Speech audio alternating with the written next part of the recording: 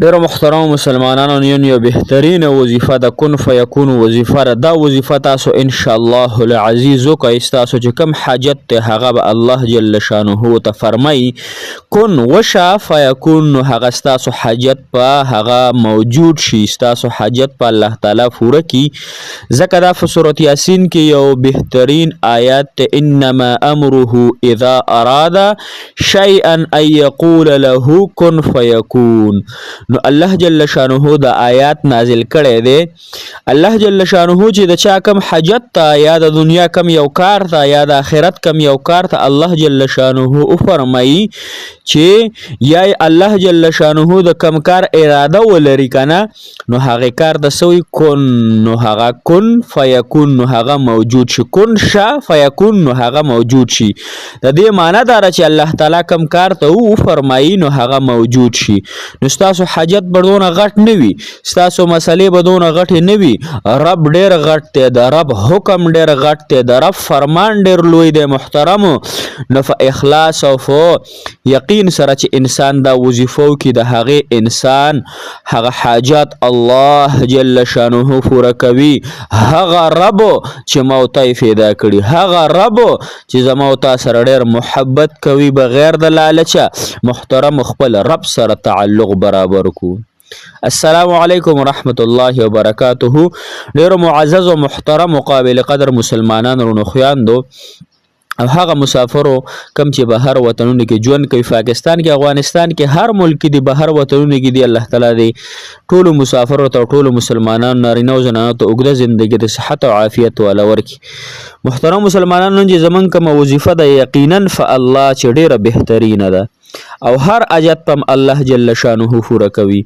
خو د حاجت پوره کېدو لپاره دوه درې خبرې لازم دي چې دا خبرې په چا کې نوي محترمو نو د هغه انسان حاجات الله تعالی نه پوره کوي. دا خبره ذهن کې کېدوي.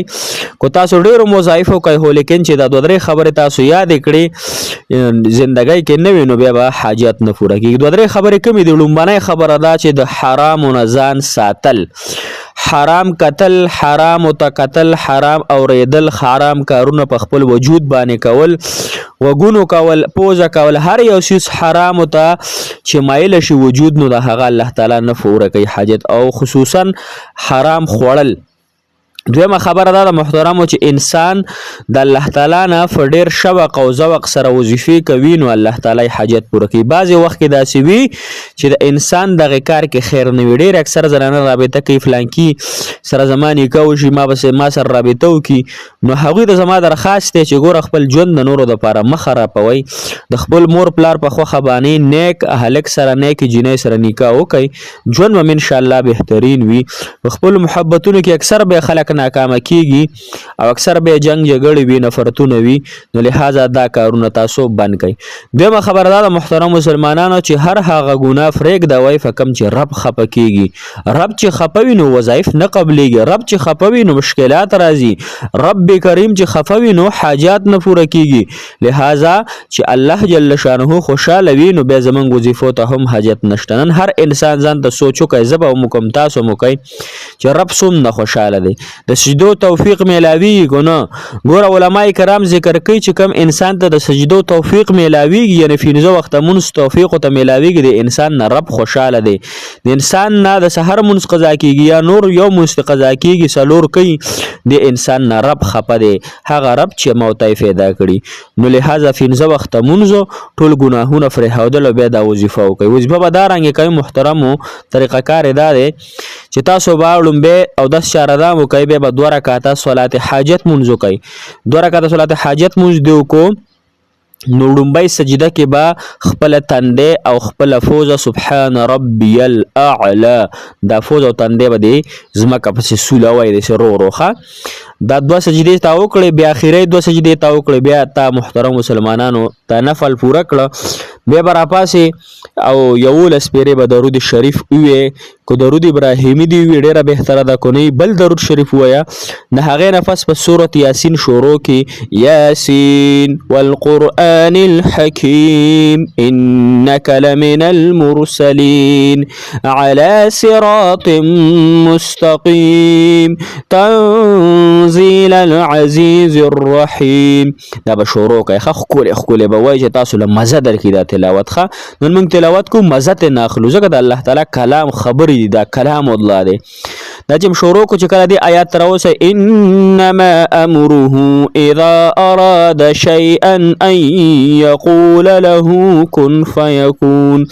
دې آیت چې راورسه دا آیات په 314 پیری وایي خو په شوق په وایي په اخلاص سره به وایي او دې سره به دا اراده کوي چې الله ته کم کار ته فرمایي چې کم کار اراده وکړي الله ته هغه ته کن فیکون او فرمایي نو هغه کار موجود شي. الله زما د حاجت غټ نه دی الله اے مالک الله کریم الله په جړا شه دی وخت کې الله زما د حاجت خو ته پوره کولای شي. الله ته په قدرت لرلې شي. الله کوستا په قدرت نه وي الله به مانه غوښتل الله ستا په هر سیس قدرت ته الله ستا په هر سیس طاقت ته الله نو الله زما د حاجت هم ته پوره کړي. الله بل الہ مې نشته دی الله بل رب مې نشته دی الله بل رب کوم وي هغه ته بتلې وي الله خوسته مې رب الله پتا مې یقین دی الله پتا مې باور ده الله ما نه امید ملګي الله زه ډېر په امید سره لاسونه ما پورته کړي الله ډېر په هغه عجزۍ سره مې لاسونه تا ته پورته کړي الله زه کمزور یم الله ته طاقت والی الله زه ګناهګار یم الله ته پاک د هر څیز نه الله زما حاجت پوره کړي الله. یقینا زه چې اوس دا دعا غواړم هما وجود غونی کېږي اخترا باندې ودرېږي. یقینا په الله چې کله انسان په سترګو نه اوښکې لاړ شي وجود پې د درون شي د انسان پوه شه چې دعا او حاجت پوره شو. انما امره اذا اراد شيئا يقول له كن فيكون. دا آیات چې کله وي 314 پیری بیا به سورۃ یاسین ختم کړي. سورۃ یاسین نه پس په بیا تاسو یو ولس پیری درود شریف وایي محترم او بیا به تاسو دعا د غرنګ غوړي د ما چې ته څنګه طریقه او خودله ان شاء الله الله جل شانه به ضرور پوره کوي.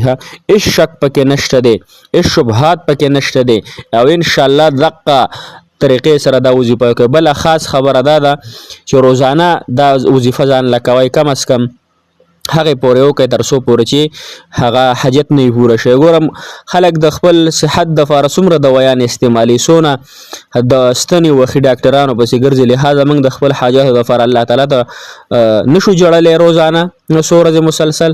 او بله دا چې روزانه د دې وظیفې سره صدقه کوه هر څومره چې د وس کېږي که روپۍ دې کېږي وس که 2 دې کېږي که ډوډۍ دې وس کېږي که ترکاري دې وس کېږي غریبانانو یتیمانانو مدرسو سره او خصوصا مولیانو سره هغه خپل ربط وساتئ.